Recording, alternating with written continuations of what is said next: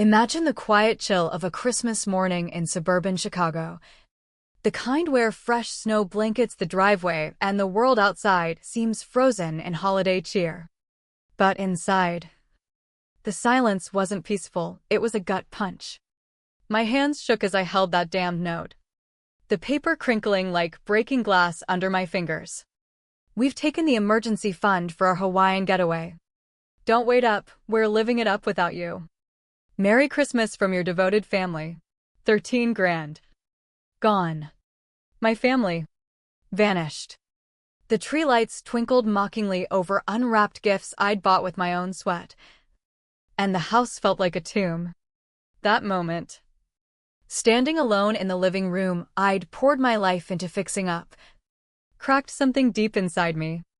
Not just anger, but a hollow ache that whispered I'd been a fool all along. My name is Emily. And this is how betrayal turned me from a dutiful daughter into someone who learned the bitter taste of reclaiming what's mine. No apologies. No regrets. It didn't start with theft. Betrayals like this simmer slow. Like a pot left too long on the stove until it boils over and scorches everything.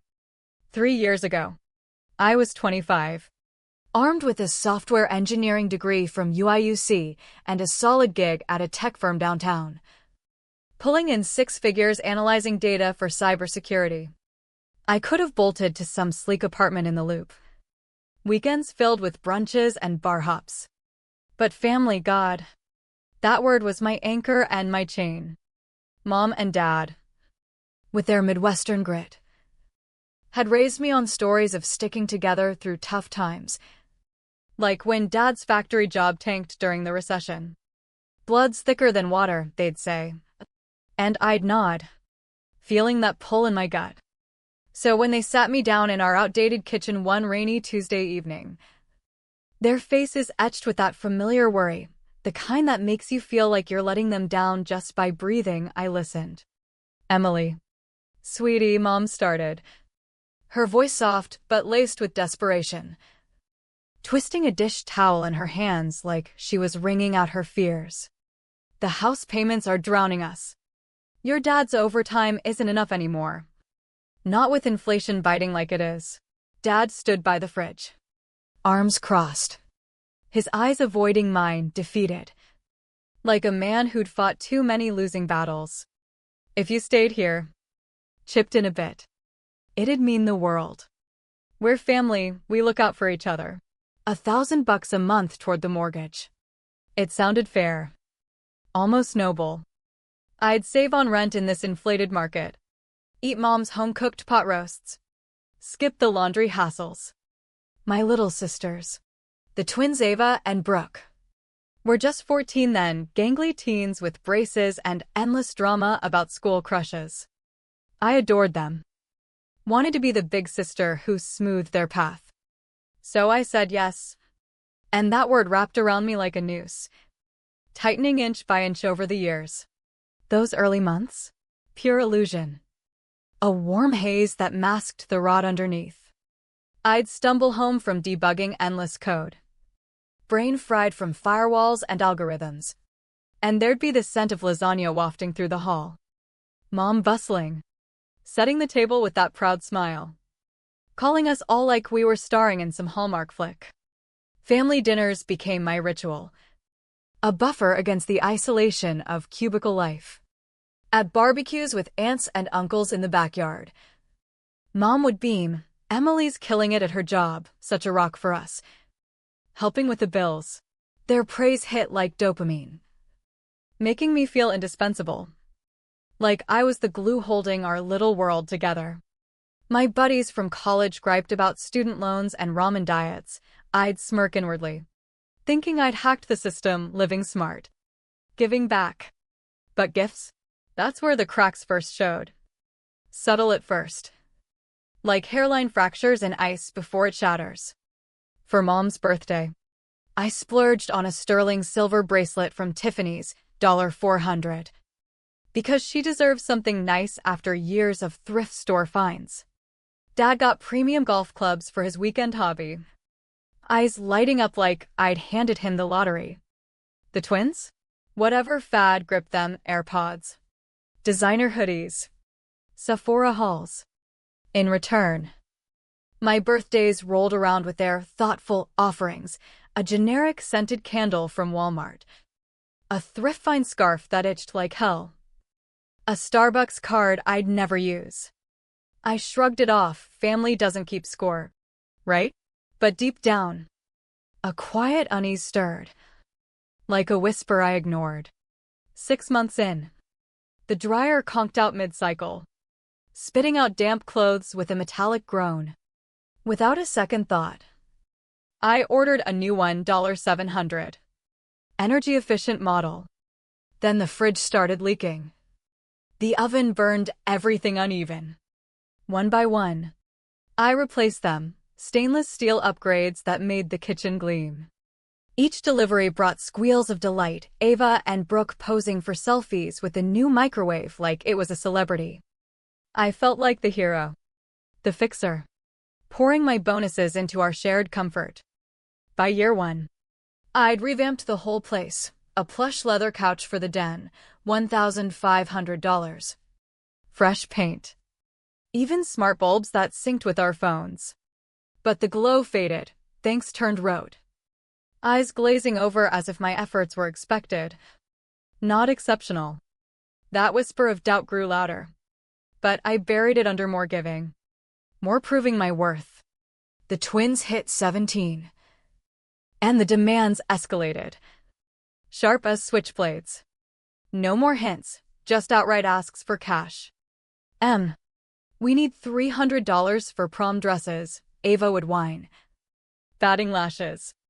When I'd probe budget, alternatives, they'd sulk.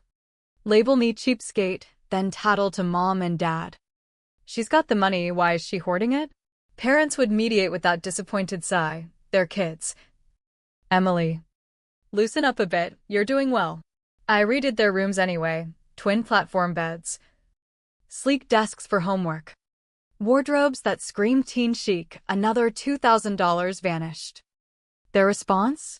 A half-hearted cool. Finally, noses buried in phones.